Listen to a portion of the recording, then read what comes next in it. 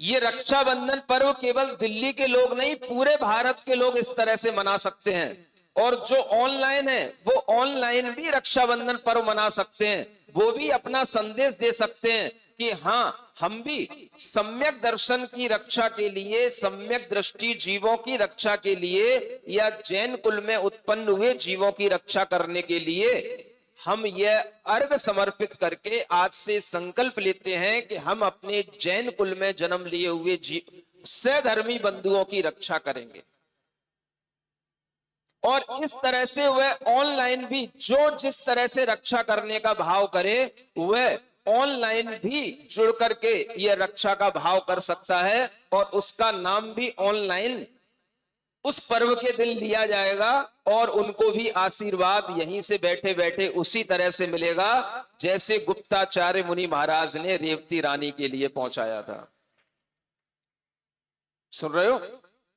ये कार्य आपको भी करना है, सबको बताना है, और जितने भी आपसे मिलने जुलने वाले लोग हैं उन सबसे ये बात कहनी है कि हमारे सामने यह एक बहुत बड़ी उत्तरदायित्व की चीज है कि हम अपने इस उत्तरदायित्व को निभाएं। मैं भी इस बात को पहले इतना मानता नहीं था कि कोई जैन बंधु इतना गरीब हो सकता है, लेकिन जब कुंडलपुर में उस महिला ने मुझे सबसे पहले आकर के बताया कि महाराज इतनी गरीबी इन इलाकों में है, और उसने वो वीडियो दिखाए जिनको वह भोजन देने के लिए जाती है, पैकेट वह देने के लिए जाती है, तो अगर सुबह का पैकेट मिल जाता है और शाम को ना मिले तो शाम को चूल्हा नहीं जलता, घर में कुछ भी नहीं होता। सुन रहे हो? यहां आप खा खा करके बीमार हो रहे हो, और वहां लोगों के लिए 2 जून की रोटी नहीं है सुबह और शाम खाने के लिए। अगर आपके मन में अपने ही सहधर्मी बंधुओं के प्रति दया नहीं आएगी तो सारा धर्म आपका एक ढकोसला कहलाएगा, एक नाटक कहलाएगा।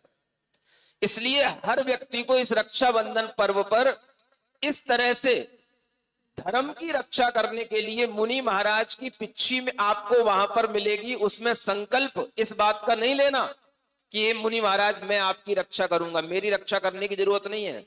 वह इस बात का संकल्प होगा कि मैं अपने सहधर्मी बंधुओं की सहायता करके सम्यक दर्शन में उन्हें स्थिर करूंगा और उनकी रक्षा करूंगा। इस तरह से जो भी आपके लिए सहयोग बने, अर्घावली चढ़ाने के लिए जो आपके लिए अधिक से अधिक मन बने, वह आप मन बना करके रक्षाबंधन पर्व को इस ढंग से मनाने की कोशिश करें। क्योंकि मैं नहीं चाहता कोई भी पर्व आए और वह केवल एक ट्रेंड के रूप में, एक शेड्यूल की तरह बस चल करके पूरा हो जाए। मैं चाहता हूं हमारे गुरु महाराज ने अगर ऐसा शब्द दिया सक्रिय सम्यक दर्शन, तो वह सक्रिय ही होना चाहिए, और वह सम्यक दर्शन हमें रक्षाबंधन के दिन सक्रिय रूप से पूरे भारत के अंदर दिखना चाहिए, न केवल दिल्ली के अंदर। सुन रहे हो? चैनल वाले भी बैठे हैं।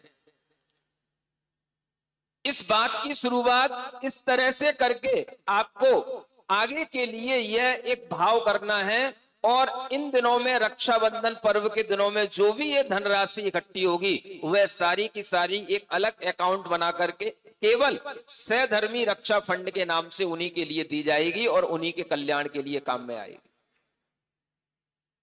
सुन रहे हो कि नहीं? समझ में आ रहा है कि नहीं? हाँ, चेतन धन की रक्षा करो। आचार्य महाराज हमसे हमेशा यही कहते थे, चेतन धन को संकलन करो, चेतन धन की रक्षा करो। आज उन्हीं के उपदेशों का यह बात आपके समक्ष कह रहा हूं कि उन्हीं की आज्ञा के अनुसार हमें चेतन धन की ओर देखना है, चेतन धन की रक्षा करना है। ये चेतनाएं जिन्हें जैसे तैसे पिछले जन्म के पुण्य से ये धर्म मिला, कुल मिला, लेकिन अगर ये किन्हीं अभावों के कारण से उस धर्म को छोड़ दें और आप इधर अपने ऐसो आराम में जीते रहो, तो इससे बड़ा पाप अपने लिए और कोई नहीं होगा। ये स्थितियां आज स्पष्ट होकर के सामने आ रही हैं, और ऐसी स्थितियों से आपको और अवगत होना हो तो हम आगामी समय में वो जो तमिलनाडु के व्यक्ति हैं, उनका नाम अतुल है, अशोक है, कुछ ऐसा नाम, अशोक नाम है ना, हाँ, तो उनको भी सामने ला करके हम आपको अवगत करा सकते हैं, और वहां के कुछ वीडियो इत्यादि के माध्यम से आपके अंदर उस वास्तविकता को दिखाने का प्रयास कर सकते हैं, जिससे आपके अंदर कोई संवेदना और अधिक ढंग से जागृत होवे। सुन रहे हो ना?